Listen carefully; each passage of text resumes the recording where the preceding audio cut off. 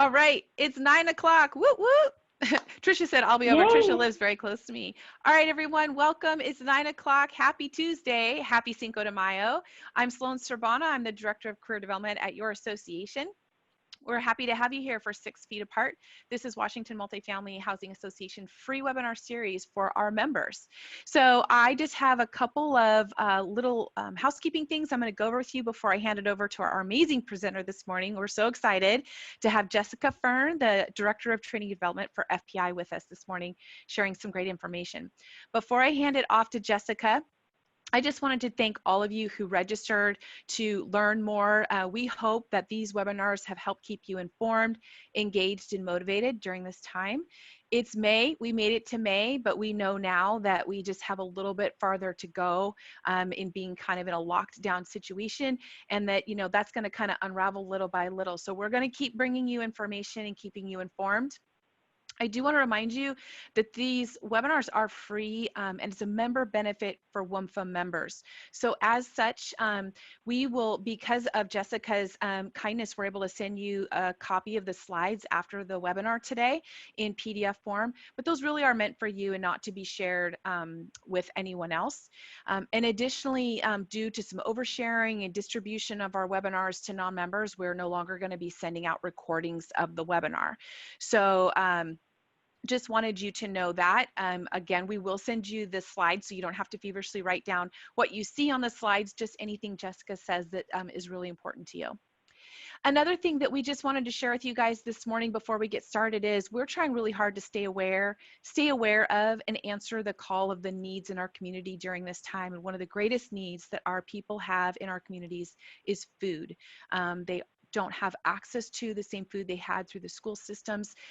Their finances have changed in such a way that they are concerned about their food for their families. So due to the generosity of you guys, all of our members, we in partnership with Northwest Harvest have raised over $7,200 since we all went to move working from home. I want to thank Trisha and the team for just getting that campaign started.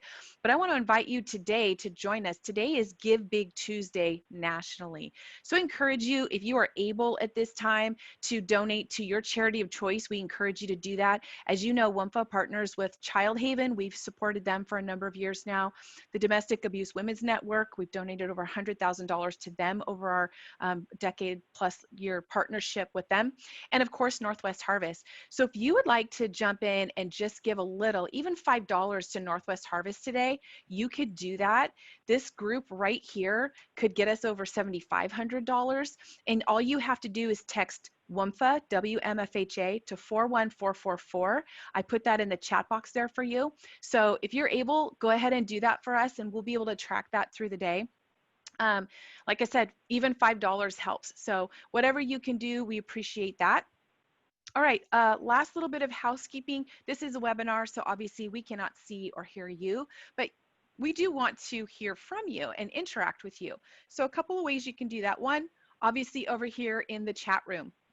And if you have your screen optimized, you'll be able to see Jessica's slides kind of large and to the left, and you'll be able to see the chat room to the right. If it doesn't look like that for you, all you have to do is go to View Options at the top of your screen, click the drop down and click Exit Full Screen, and then just click that chat box and it'll put things in that order for you.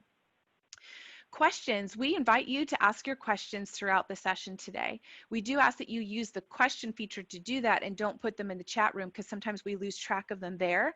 But on the bottom of your screen, you do see a great little Q&A button. All you have to do is push that and you can ask your question. Jessica will be taking those at the end of the session today, but just put them in there as they come to you. We also have it set up so that you can upvote a question. So if you see a question, you're like, oh yeah, that's a great question. I really wanted to answer that. Click the little like button under the question, it'll upvote. It'll let Jessica and I know which questions are the most important to the entire group, and we'll get to those first.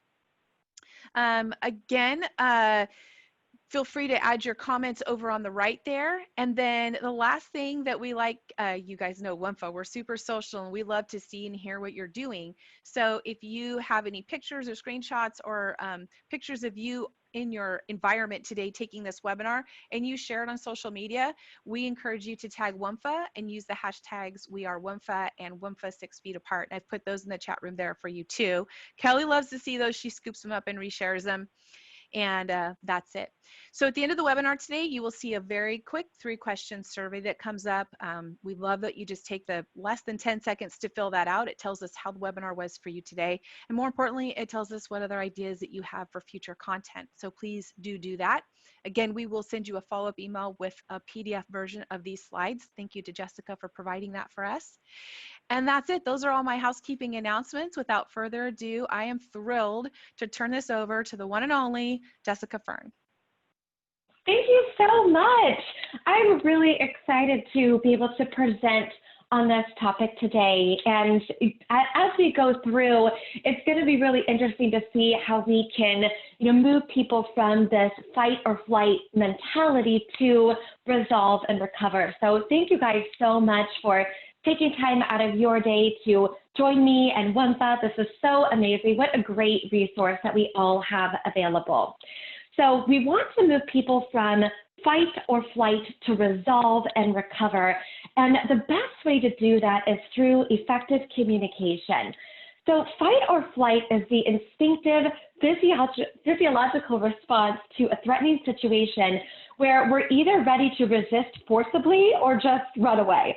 When what we care about is too great to risk loss, we naturally will either defend or avoid.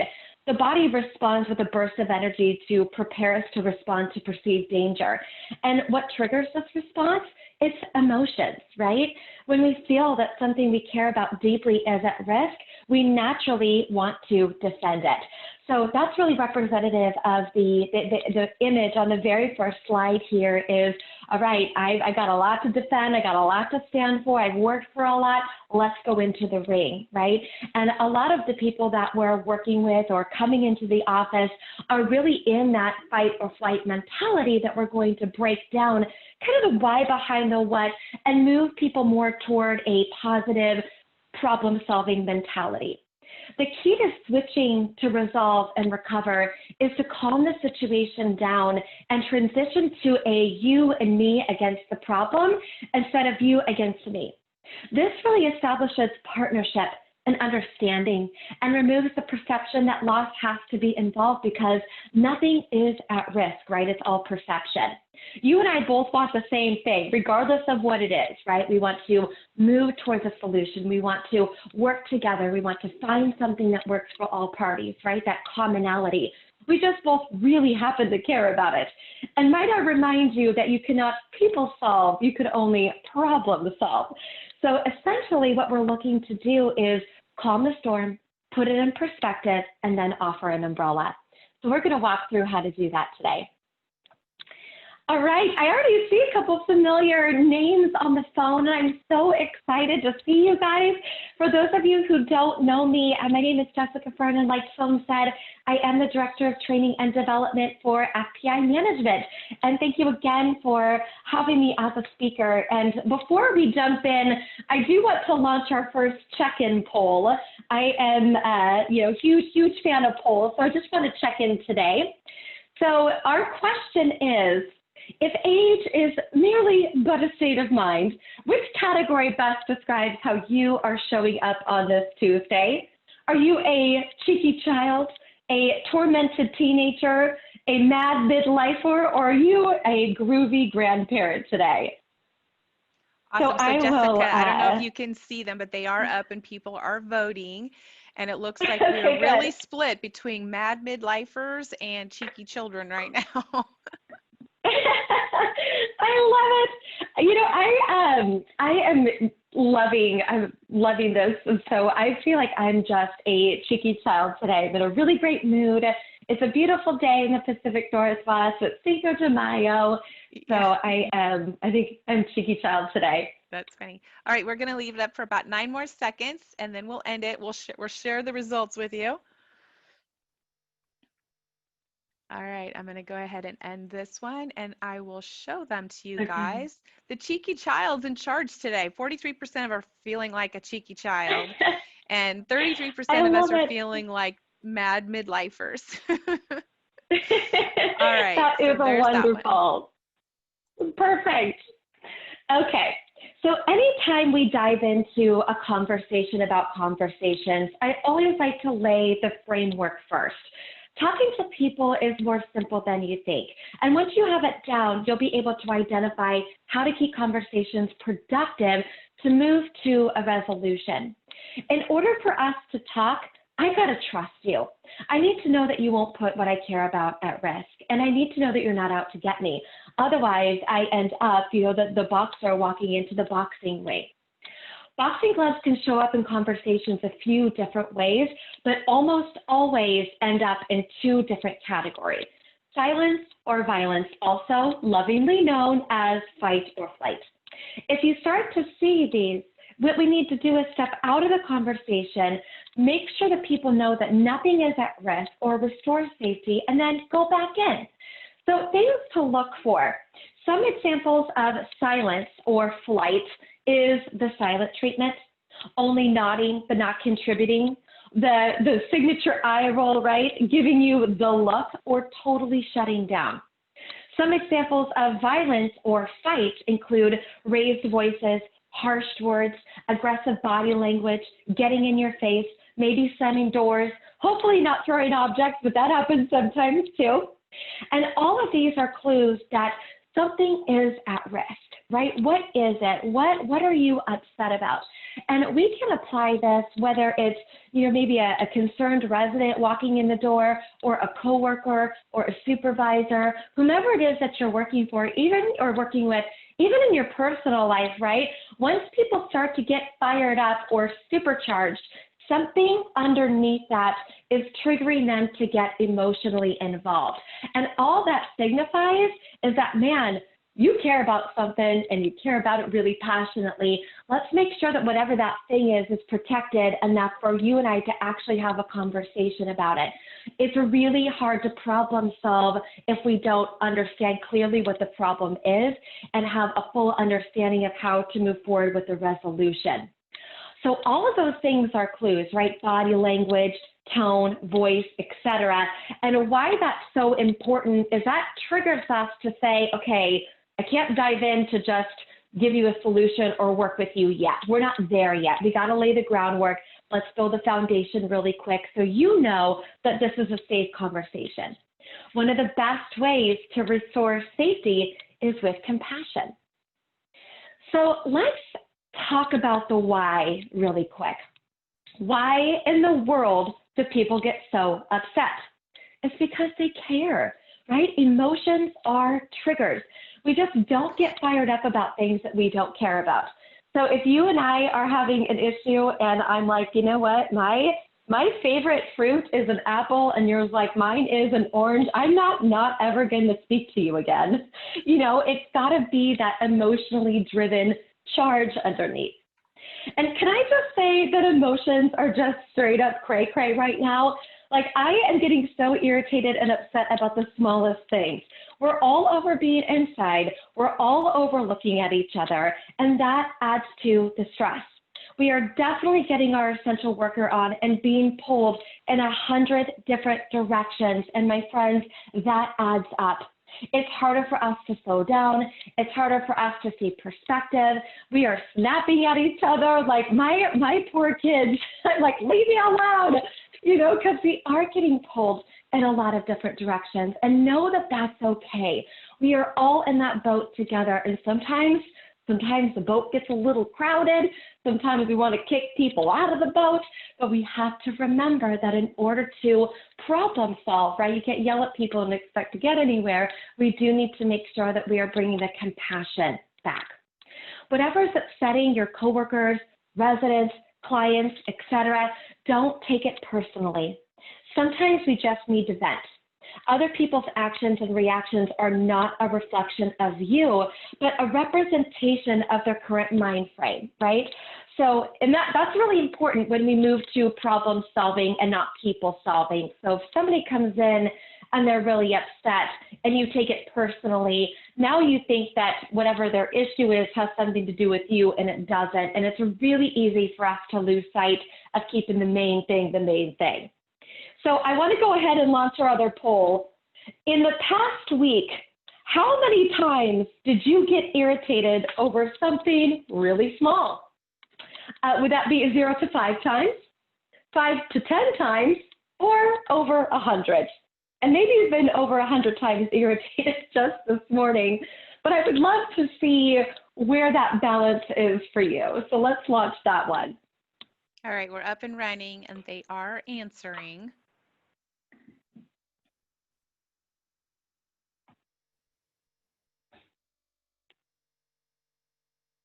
I think I'm in that over 100 category. For sure.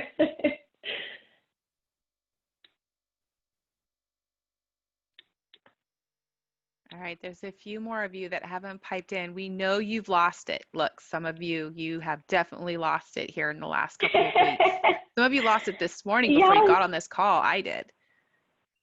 Totally. Love it. Okay, we're going to wrap this up in like 8 seconds here. Perfect. And then we'll share the results. Okay. All right, so there's your answer. It was 0 to 5 times is about 38% of us. It's pretty split, about 30% of us 5 to 10. And I changed over 100 to just so many times. And so there's about 20% of it, 23% of us that find ourselves in that bucket today. So those are our results. Excellent. I think it's good to check in on our frame of mind before we move into problem solving. And I want to paint a picture really quick of just our industry. You are working in an industry of basic needs. Everyone has a fundamental human right to shelter. When I think about the words I use to describe my own home, besides messy right now, I think of safe, secure, free from the elements, family, consistency. It's my home base and it's my safe haven. It's a place where my friends and family walk in and feel good about wherever they walk in, right? I work hard for my home, and so much of what I have worked for is right here. This is something I care for, and it's worth protecting, not only for us, but for our residents as well. You are taking care of the way that people live. Right now, there is uncertainty in the safety of the state of housing for many of our residents as they face illness and job loss. And man, not just for them, this affects us too. We can all recognize that we are all feeling it. In order to problem solve in a state of crisis, empathy and kindness must be your #1 superpower. And this can be hard for us. It's been drilled into us to be the least police, and with good reason. When policies become gray, behavior and enforcement does too. Plus, there's like the fair housing thing. Think back to that first year in your property management career when you believed people. Wasn't that such a great year? We were unjaded, understanding, and you name it. But something magical happens on day 366 where you're just not going to take it anymore. You just think everybody is lying to you. And we almost assume that mind frame, and it carries with us. It's a really hard habit to break. But right now, during this unprecedented time, we have to work within the parameters that we're given, because no amount of disagreement, dissatisfaction, or energy around whether or not you agree with things like eviction moratoriums, or maybe feeling like your hands are a little bit more tied in enforcing the lease. Sometimes we fall victim to principle, right? We want to enforce it because it's a thing. We get really particular and protective over our rules, but the framework has changed. It's just changed. It's different. And we have to take a look at where we're at right now and make that mind frame change to, again, work within the parameters that we've been given. So disagreeing with it, fighting it, this isn't fair, none of that energy to put in to resist what's already in place is not going to do us any good. We want to preserve our emotional energy for things that serve and support you. And at the end of the day, we got to get on board. So a mindset change to help, support, and understand will serve you well. So let's go ahead and launch our next poll. If you can't beat them, should you get rid of them, ignore them, pretend they aren't there, or fine, I'll jump on board? Let's see where we're at.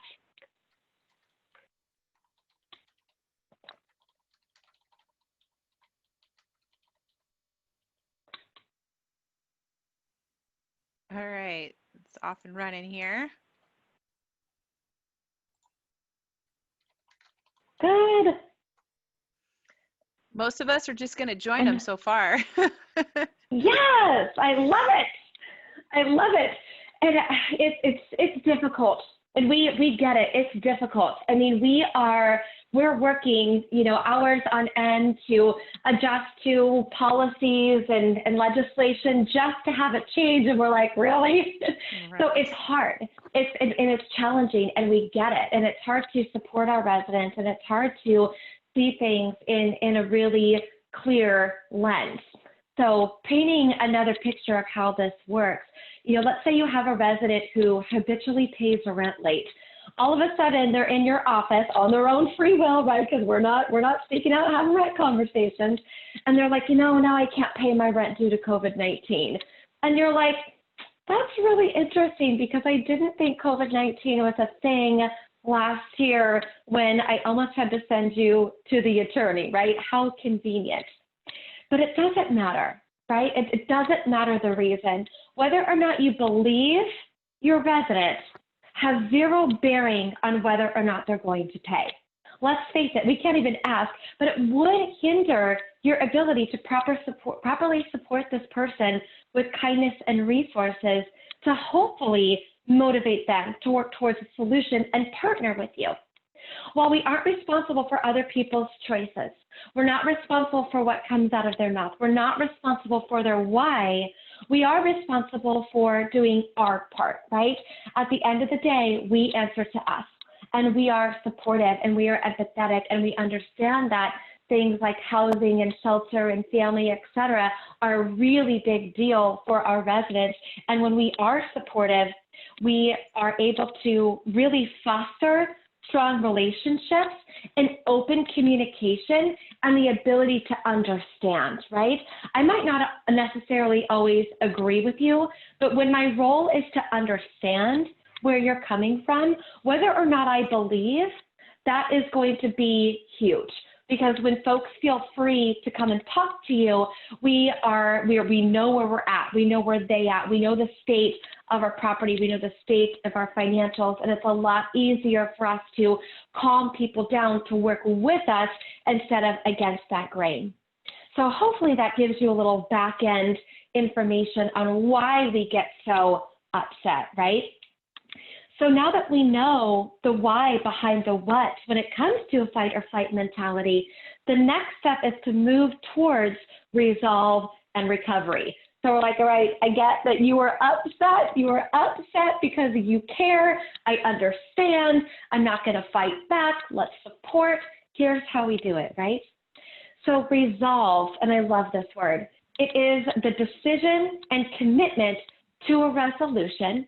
And recovery is the implementation of this practice over time until complete. If you've ever had an injury before, right, like something's wrong, and then you go get it checked out, you've identified, what's going on, but then you are slowly recovering, right? And that's kind of where we're at. We've identified what's going on, and we're slowly recovering. And you've got setbacks, and you have wins, and you've got losses, but it is definitely a process. So to move from the double S, fight or flight, to the double R, resolve and recovery, both parties must be in agreement on the problem, understand it, and in a mind frame to work together. So compassion is the very first step.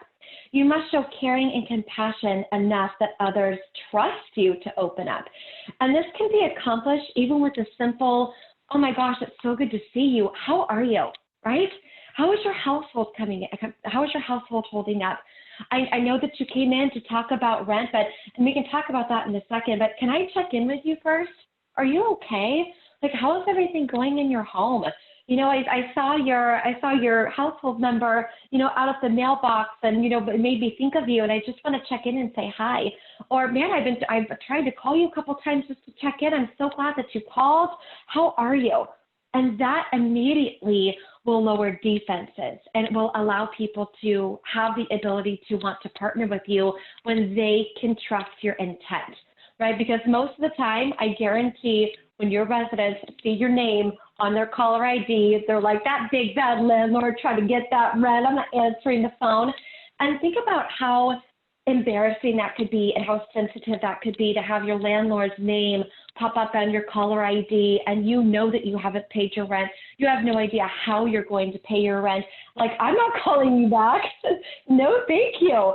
You know, so opening those lines and just being compassionate, like, hey, this is, you know, just a check-in call. Please give the office a call so that way we know that you're okay. And just really doing that check-in first.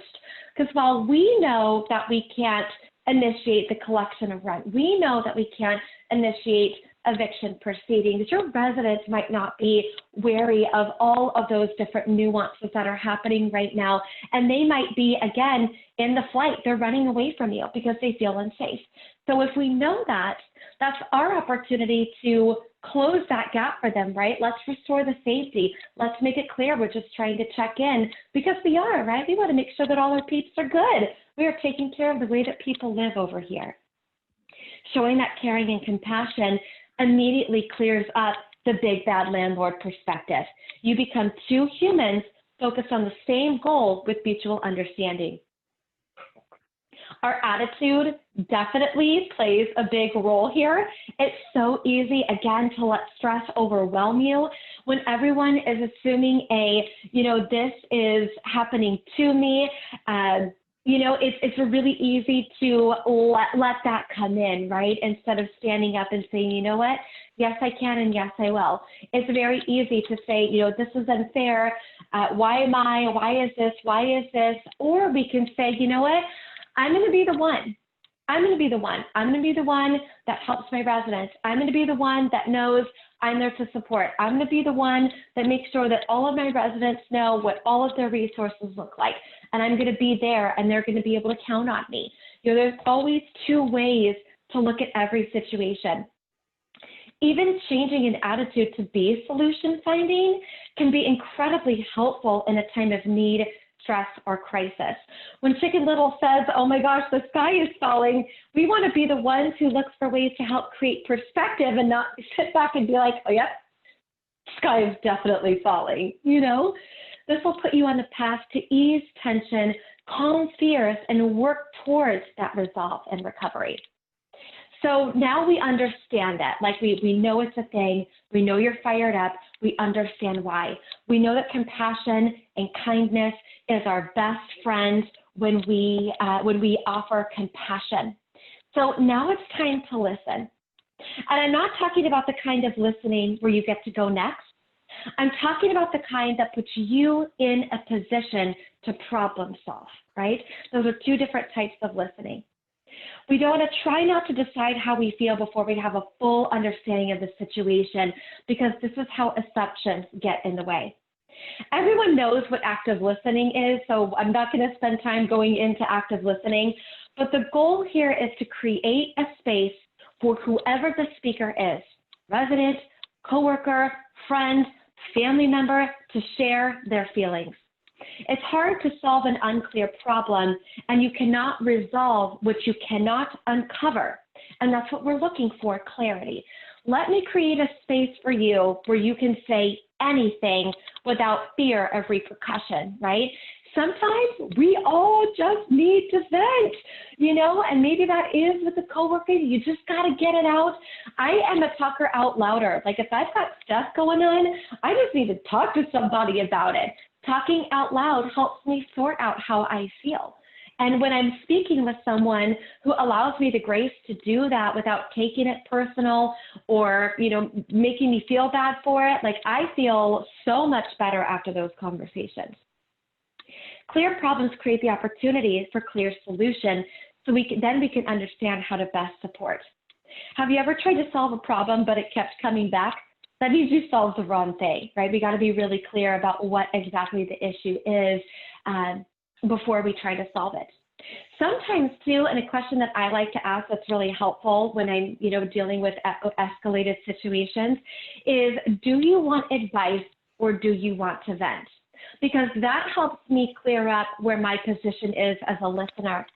if you are speaking with me and you've got, all of these things going on, you got all of these problems, I naturally want to problem solve for you. I'm like, oh, well, did you try this, that, and the other thing? And then the speaker is like, no, that won't work. No, that won't work. And I'm like, well, why are you talking to me if you don't want all of my brilliant ideas, right? And because I didn't want them. They just wanted to talk about it, and that's okay. So I like to clear up my position as either am I problem solving? So am I, listening for ways to assist you or offer advice when you're done speaking? Or am I just simply here to lend an ear? So clarifying what your position is really, really helpful too. Ask questions until you're clear, all while being compassionate. And an easy way to do this is to remain curious. I love to bring curiosity to any situation because it allows the question door to never be shut, right? Sometimes we come in and we're like, I already know why you're in here, right? But let's remain curious. Let's continue to ask questions to open up a situation until we really have a full understanding of what's going on. When a speaker is speaking, try and identify what emotion the speaker is feeling, and then you can apply a feeling fix to allow you to be a good emotional detective. What this does is allow you to be, all right, what do you care about? What do I need to make sure you feel safe enough to make sure that you don't shut down this conversation and resort to fight or flight? So a couple examples. If someone is feeling angry, this means something that they care about has been violated. So a feeling fix is to assure them that you hear the care in their voice or apologize to help them feel at ease.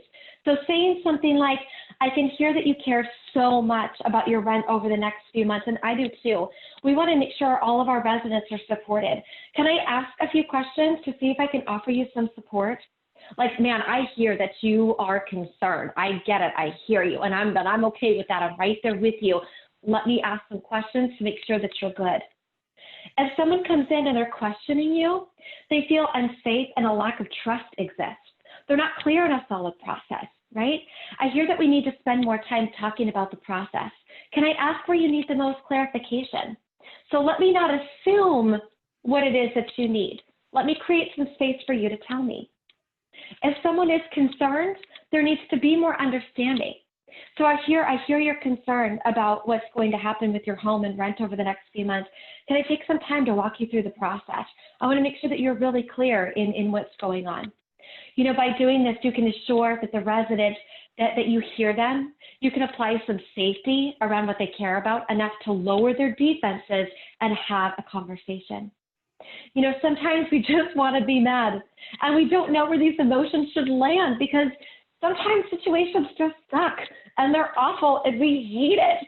We want to let the person that we are working with know that it is okay for them to feel what they are feeling. Sometimes, again, a good old-fashioned vent is just what we need, and allowing space to feel may be just what they need. So now we have done a really good job at being a good listener. Once we understand fully the concerns and the issue, you are ready to move towards a resolution. So now you get to speak, right? It's your turn. You've listened, you've asked questions, you've understood, and you speak with intent and curiosity. You speak in a way where you understand that you cannot take back the way that you've made people feel.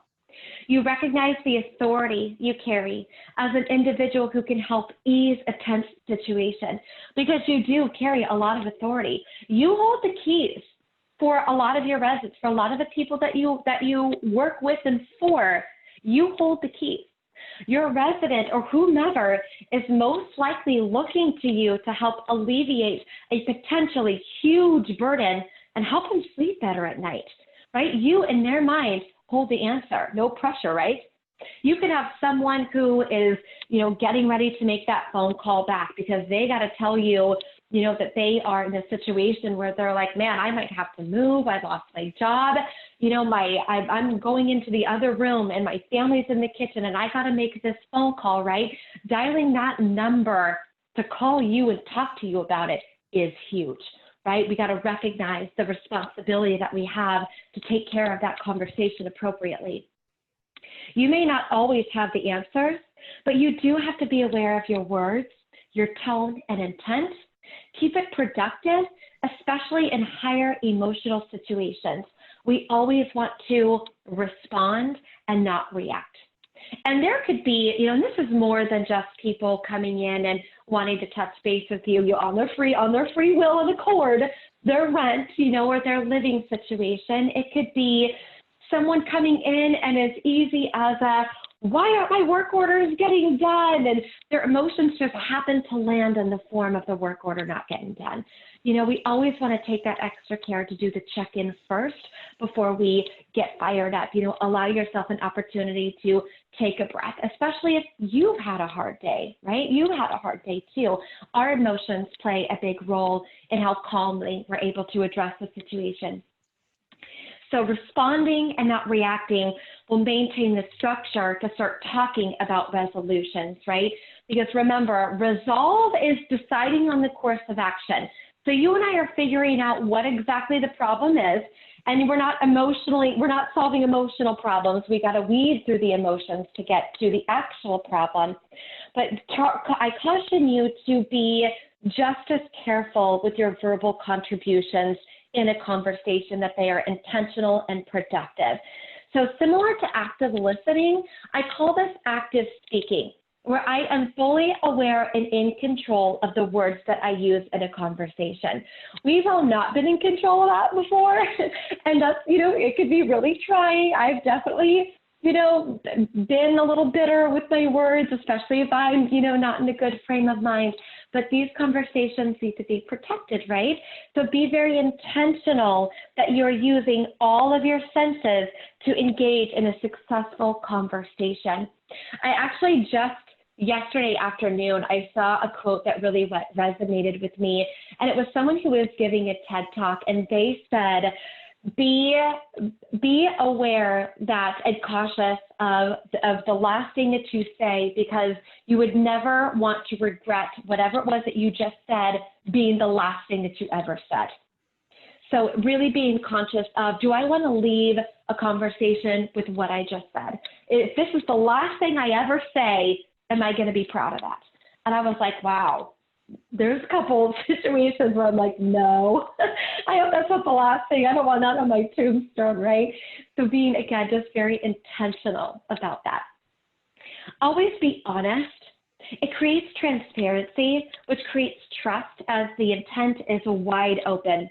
Be open about what you know and what you don't know to allow someone else all of the facts they need to make a good choice. It's making them aware, right? Not forcing a decision on them. We want to engage in a partnership with whatever the situation is. If it's a resident, it's a coworker, it's a client. We want to engage. We want to invite that conversation to happen. So I always like to talk about storytelling anytime we're talking about check-in, since you own your perspective, and this is so incredibly powerful that you do own your perspective, because again, like we briefly talked about earlier, there's always more than one way to look at a situation. You get to choose to see any situation however you'd like. That perspective influences your thoughts, then triggers actions, which is similar to habits. Sometimes we become fiction storytellers, and sometimes we are not fiction storytellers. Or nonfiction storytellers. When writing fiction, we typically decide how we feel and then take action on how we feel before gathering facts. We take things we already know or have experience with, and we draw assumptions based on this. We fill in the blanks by drawing conclusions about what's happening around us, and we see what we want to see. This is really important with fiction writing. It requires zero research and consultation. You don't need anybody else to write fiction. It's completely from memory and imagination. So here is my favorite example, and this will launch our next poll, right? This is going to launch our next poll. When I come into work and my email access doesn't work, I think I'm fired. I'm going to get fired. IT hates my life today, or the page needs to be reloaded. I would love to hear your thoughts on that.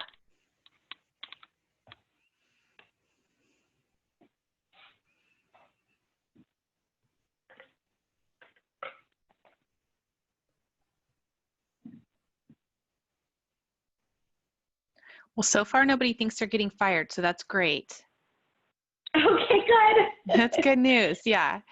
So we're about halfway through. We'll give it a few more seconds to let everyone jump in here.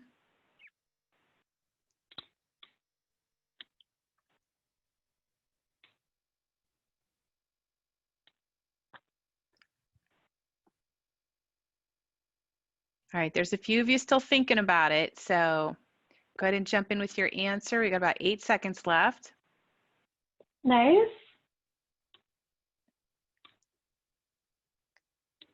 Okay, so here are the results. So 39 of us, so 76% say the page just needs to be reloaded. A few of us think IT Yay. hates me, about 16%. About 8% are worried we might get fired. Yeah. So I love that because, I mean, that happens to me, like my password doesn't work and I'm like, oh, today is the day. I'm like, oh my gosh. You know, we sometimes create stories based on assumptions and things we told ourselves, right? We freak out for nothing. The fiction story reads, we're fired. The nonfiction story reads that our email didn't work or the page needs to be reloaded. One of them, we would need to consult maybe IT, right? We're doing research and consultation. We're getting our nonfiction story together. But with the fiction, we have spun a story, you know, or maybe I call my boss and they don't call me back. And I'm like, I'm fired. They hate me. They don't like me. They're purposely ignoring my phone call. I am spinning myself into a wheel of a story when let's take a look at the facts, right? The facts are my email didn't work this morning, right? The facts are my boss didn't call me back, right? Like let's gather information about the situation before deciding how we feel and deciding on a course of action. It will dramatically affect the mind frame and it's both controlled by you. We have a complete control over the mind frame in which we look at situations.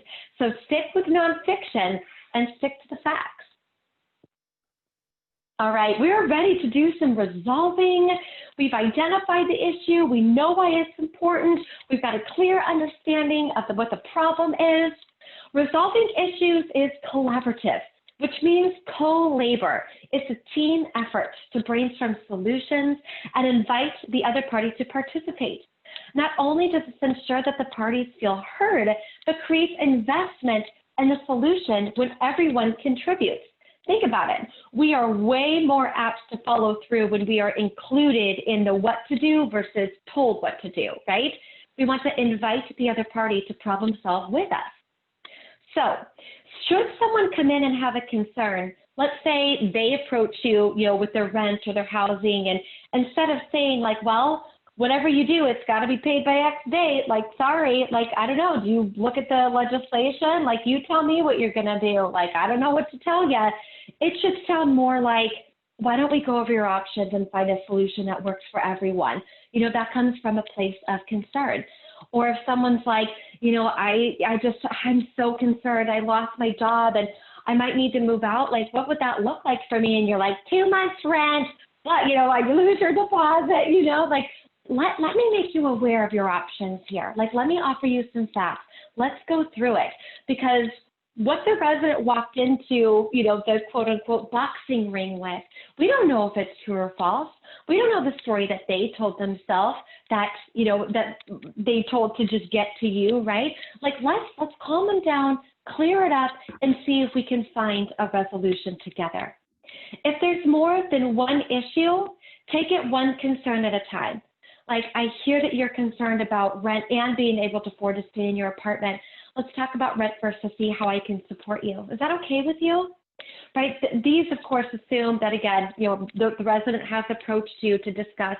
And once we agree on the problem and solution, then it's time to implement. And I encourage you to really slow down in this process and sit down with people, right?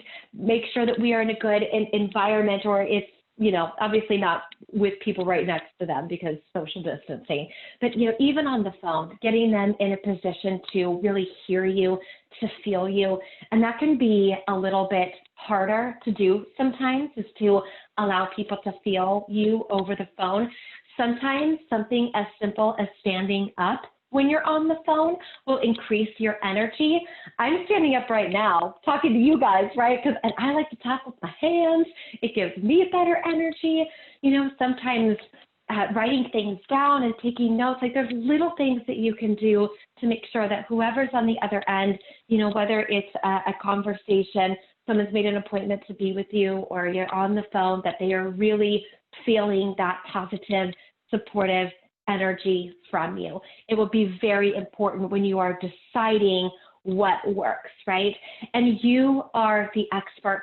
You're the professional, right? They are looking to you to assist, you know, make them aware of their options and be honest and transparent. You don't have to pick for them, but giving people the information and the tools in the toolbox to make good choices is something we can absolutely do. Even if you walk away just knowing your resident feels better, your coworker feels better, and they've got the information to make a good choice, like that is working towards a resolution, because at least they've been made aware, and at least you've got that trust and that understanding. So hopefully we've decided on what the problem is, and we're working towards a solution. Now we go into recovery. And recovery doesn't always have to be tangible. Be open to what that end game looks like, right? Because we don't know. What I knew last week is different than what I know today, right? As things are changing, we learn as we go. And I think, and I hear the same thing all the time when I check in with my property management peers or other folks who in training departments. I'm like, how are you? Like, are you living?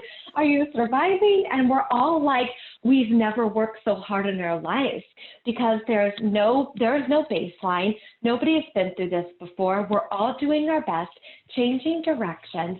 So be open to, you know, an end game, and be flexible that things might change day to day. They might change week to week. We're going to know a lot more, you know, after this next round of, of when rent should be due, and as we open our economy back up and what that looks like. We're going to learn a lot more things. So be flexible, which is hard for us, you know, going back to being the lease police. Be flexible to what the end game looks like. You know, really at the end of the day, what you're looking for is open communication, trust, and understanding, because that is going to keep the conversation flowing. Excuse me. Recovery can look just like that. Understanding, opening lines of communication, checking in, relieving stress. Note that we are using the word recover. It's present tense and not recovered, past tense. Once you have identified a go-forward action, be sure to check in.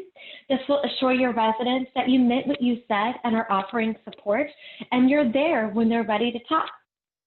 Always be open about options and what is available to set your people up to make good choices. It's easy to weigh out when you know what the possible outcomes are. You know, and again, you're not always going to know the answer, and there might be someone that you go to that you need this person to be, you know, in this frame of mind for you. But if we are honest and we are open and we are transparent and we know that we are setting people up for success, a lot of this will fall into place for you. We don't know what the past tense is going to look like right now, right? We can only solve what we have in front of us, and that's day by day. And that's really important too, right? When we try to solve all of the world's problems today, that is overwhelming. We have to make decisions with what we know right now, today, not what could happen or could change. This is just a moment in time right now. That's all it is. If you offer care and compassion, the rest will come, and we'll have strong relationships on the other side. So these can really apply to any area of your personal relationships, your professional relationships. Helping people feel calm, safe, and comfortable will allow you to talk to just about anyone and be a proactive problem solver who considers all aspects and exercises good judgment. Sometimes we just need to remind ourselves and others to breathe, that everything is fixable. We're all in this together. And when we move from fight or flight to resolve or recover, we end up with a stronger sense of community, and we can all move forward together. So that's what I've got for you. And I'm so glad that we were able to share this. And I would love to take questions if we have them or comments. What Awesome. do we Jessica, got? thank you. I was writing a million miles a minute here. And so I think I'm going to take back for this one webinar what I said at the beginning. There was so much content here, and there was not, the slides were more of just kind of a chapter marker for each thing you covered. So I will go ahead and distribute the recording of today to today's participants. I am just going to ask that you guys make sure that you keep that to yourself. Don't forward that recording out, but there's just so much good information, and I found myself like not being able to write fast enough. So thank you so much. It was so great. Only have one question so far, but guys, you're welcome to jump in and throw your questions in there. This question was, I started out being resolve and recover for someone. They were fight and flight, but in the exchange, I became fight or flight because they wouldn't calm down. Like, how do I get myself out of that if it doesn't go well? Oh, I love that.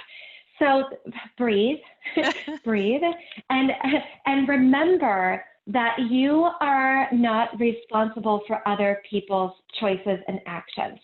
So what that means is that if somebody gets upset, it's not a reflection of you, it's a reflection of where they are currently at.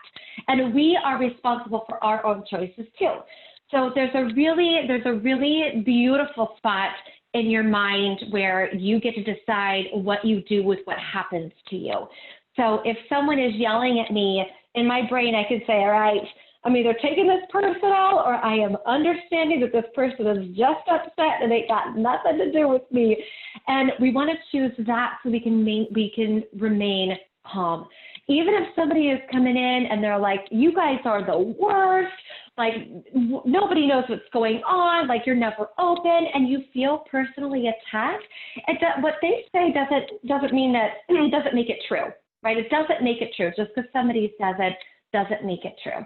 And we get to say, okay, what's really going on here, right? What I hear from you is that you're upset that you can't get a hold of the office. What is at risk there? You need to communicate. You feel like you can't, so that makes you feel unsafe, right? How do I make you aware of how best to get in touch with the office so you don't feel like that anymore? So a lot of that, talking ourselves down, the fight or flight mentality when we feel really fired up is really just recognizing that you are not responsible for the words that other people say. And they're not true. You get to apply all of the truth or all of the falseness in the words that people say. That decision is completely up to you. Right. That's good. That's really good. All right. Well, we don't have any more questions at this time. So Jessica, just thank you again so much for sharing your time and all of your wisdom with us this morning. I'm going to drop a couple of things in the chat room for you. The first is the link to all of our upcoming webinars. You should be able to just copy and paste that out of there. We have another one. Well, we have one tomorrow that is a paid webinar, and that is a legislative update. So before this COVID stuff happened, there was actually a legislative session that happened in our state where other decisions got made, and that kind of got lost in the shuffle. So Brett is doing a webinar on that tomorrow. There is still room to register for that. And then on Thursday, we have another 6 Feet Apart free webinar for our members with our friend Preston Walls from Walls Property Management. He's going to be sharing about what we've learned from the COVID crisis as operators. How has it affected the way we do our business? How are we now taking care of our associates? And what efficiencies have we learned out of this that we might stick with post-COVID or post-lockdown? So really interesting information. So you can join us Thursday for that. You can use that link to join. And then also I want to invite you, you might have heard we've started just a new little Friday morning coffee networking opportunity with our team. It's free. You can register on our website. We call it the Coffee Connection, and I'll be your host this Friday morning at 9 o'clock. Grab your favorite mug and join me. We're going to be talking about the balancing act. So how do you work effectively and efficiently in whatever environment you're in right now, whether it's at home, whether it's in just a different environment, maybe you're home alone, maybe you're home with a working spouse, maybe you're home with your working spouse and your homeschooling kids or whatever, or you're essential and you're still out there, trying to do it just in a different environment. So how do you make that work? How do you take care of your home team and your work team while you're doing that. And so those are kind of the loose topics that we'll be kicking around on Friday morning. So feel free to join us for that.